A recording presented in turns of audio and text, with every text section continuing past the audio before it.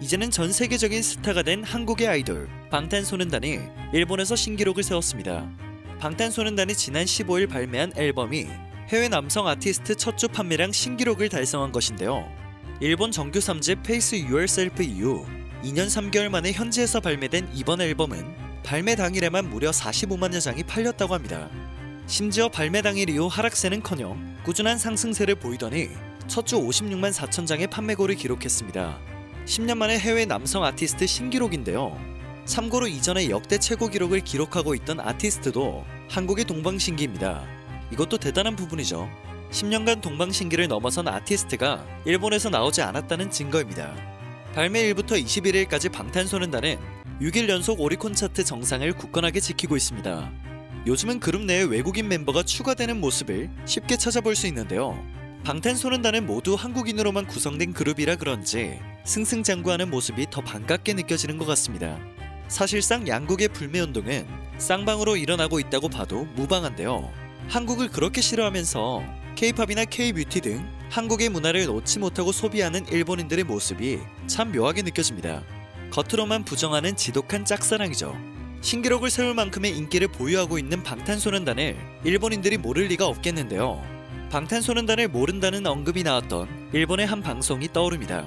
많은 일본 방송에는 혐한 분위기가 굉장히 깊숙하게 깔려 있는데요. 이 때문에 자국에서 부는 한류를 부정한 것이 아닌가 의심스러운 부분입니다. 모쪼록 방탄소년단을 비롯한 한국의 아티스트들이 앞으로도 엔화를 쓸어 담았으면 하는 바람입니다. 방탄소년단이 일본에서 역대급 기록을 세우고 있다는 소식에 이를 견제하던 일본 그룹이 떠올랐는데요. 한류를 탈환하겠다는 그룹은 바로 아라시입니다. 방탄소년단이 전 세계적인 인기를 끌자 일본 언론들은 아라시가 동남아 한류를 탈환해 올 것이라는 대대적인 보도를 쏟아냈죠. 하지만 어찌된 일인지 아직도 조용합니다. 탈환은커녕 조금의 영향도 주지 못하고 있네요. 사실 한류를 잡겠다는 자신감을 보인 그룹이라 실력이 대단할 것이라고 생각됐는데요. 아라시가 공개한 안무 연습 영상을 확인한 한국 네티즌들은 이래서 한국 아이돌이 일본에서 인기가 있나 보다, 중학생 장기자랑 무대 아니냐, 경쟁이라는 단어의 의미조차 모르는 것 같다와 같은 반응을 보였습니다.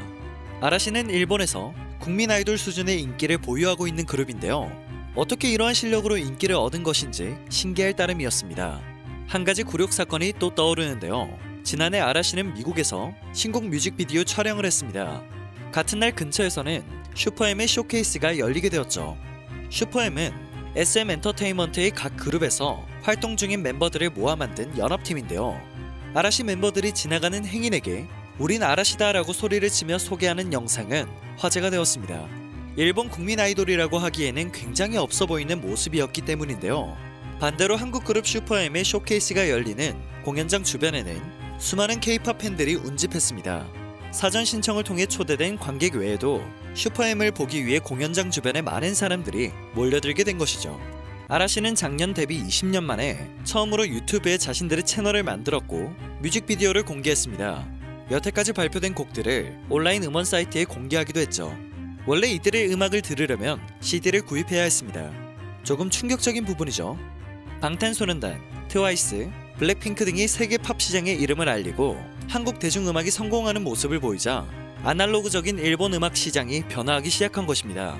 심지어 일본 정부는 K-팝을 의식해 일본 문화를 세계에 알리겠다며 이른바 쿨재팬이라는 홍보 정책을 시행한 바 있습니다. 지난해 말까지 투자비만 약 7천억 원에 달하는 것으로 나타났지만 여태까지도 이렇다 할 성과를 거두지 못하고 있네요. 일본 대중문화가 한국을 의식하게 된 이유 중 하나는 문화라는 것이 단순히 문화에 그치지 않고 국가 이미지 및 국가 영향력에도 직결되는 부분이기 때문입니다. 니혼게자의 신문에 따르면 한국 아이돌 그룹이 동남아 시장에서 큰 인기를 얻으며 국가 영향력에도 영향을 미친 것으로 나타났습니다. 신문은 영국 BBC의 보도를 인용해 인도네시아에서 한국의 영향력이 긍정적이라는 평가가 37%에 달한다며 과거 일본과 큰 격차를 보였는데 14%포인트로 격차가 줄었다고 보도했습니다. 모쪼록 양국 간 정치적 문제로 인해 반한 감정이 극에 달해 있는 상황임에도 불구하고 K-팝, K-드라마는 계속해서 일본에서 흥행하고 있습니다. 일본 내 한류에 대한 관심은 과거 어느 때보다 뜨거운 듯합니다. 한류로부터 영향을 받은 일본의 1020 세대, 특히 여성들에게 한국의 이미지는 상대적으로 좋은 편에 속합니다.